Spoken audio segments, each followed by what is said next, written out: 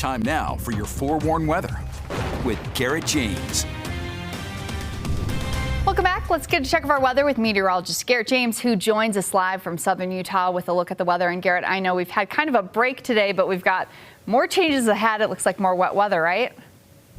Oh yeah, more wet weather indeed, Courtney. In fact, another round of wet weather and another round of some winter alerts. We could see winter weather advisories in effect tomorrow morning through Thursday night. And we can see that it is mainly for the northeastern portion of the state, stretching all the way from Logan to Nephi and east into Carbon County, as well as we can see just surrounding the Duchesne area. However, we're going to be expecting around 5 to 10 inches for the northern Wasatch Mountains. For the southern Wasatch Mountains and the western Uintas, around 6 to 12 inches, and we can see from 9 a.m. to 9 p.m. right there. But for the northern mountains, we can see 6 a.m. to 6 p.m. is those winter weather advisories. Then the Wasatch Plateau, we can see 12 p.m. till 12 a.m. So noon to midnight, and 3 to 8 inches of snow is going to be possible there. Let's go ahead and take a look at the radar. We can already see that the northwestern portion of the state and even around Elko, we're already starting to see that precipitation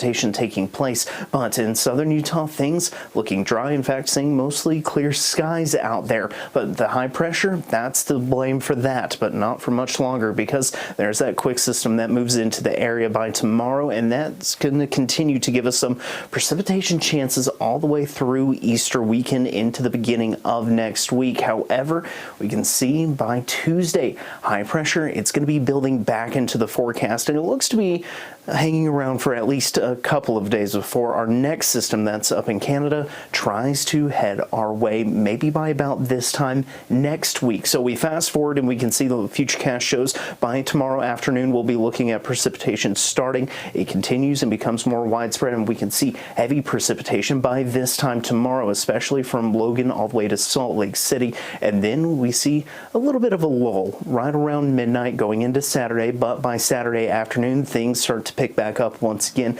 especially into early Easter morning. That's when we're going to be looking at some of the heaviest precipitation trying to take place. But the center of low pressure, it sits in the area by Monday, but clears out by Tuesday and Wednesday before, like I said, maybe this time next week, we could see another round of precip taking place. So let's take a look at the Easter weekend forecast. Scattered showers for Salt Lake City on both Saturday and Sunday, but isolated for St. George both on Saturday and Sunday, with temperatures looking very similar for Easter Sunday for both Salt Lake City and St. George, with temperatures in the mid-50s. Temps out there right now, we're seeing a few 40s and 50s out there. St. George in the mid-60s, but lows tonight show a lot of 30s out there, and highs tomorrow in the mid to upper 50s, low 60s for a couple places. For the Wasatch Front over the next 7 days, showers, isolated showers, scattered showers, more showers, and more isolated showers. Temperatures staying in the 50s mainly, but St. George, on the other hand, going to be looking at isolated showers Saturday, scattered Sunday, isolated Monday, with temperatures falling into the 50s.